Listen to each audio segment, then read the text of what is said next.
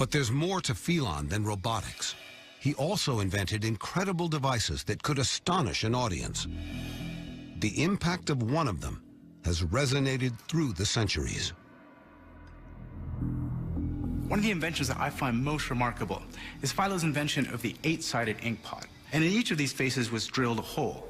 Now, you could take your quill and dip it into the top face and get some ink out. But the remarkable thing about Philo's 8-sided inkwell was that you could rotate it around 360 degrees in any direction, and no ink would spill out. This had never been seen before.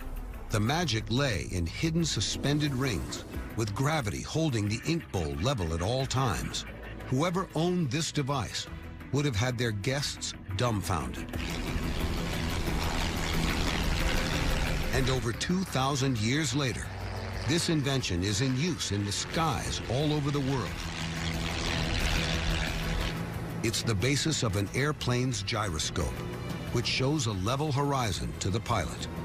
At night or in poor visibility, it's the most important instrument in the cockpit. All I can see is clouds. My reference point's gone. I'm flying blind.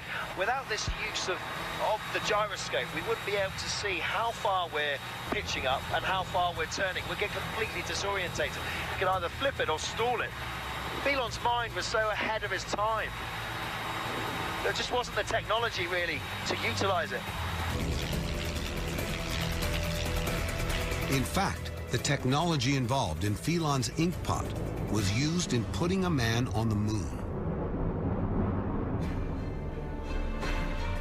One of the frustrating things about studying Philo is that so much of what he wrote has been lost. We know of the 8 chapters in his Compendium of Mechanics, this ancient textbook of engineering. We know that only 3 survive. It's this missing bit. It's these extra 5 chapters that we don't know about. Together with what we know, probably makes him one of the great ancient engineers and a hero of mine. We can only imagine what genius inventions of Philon have been lost to history.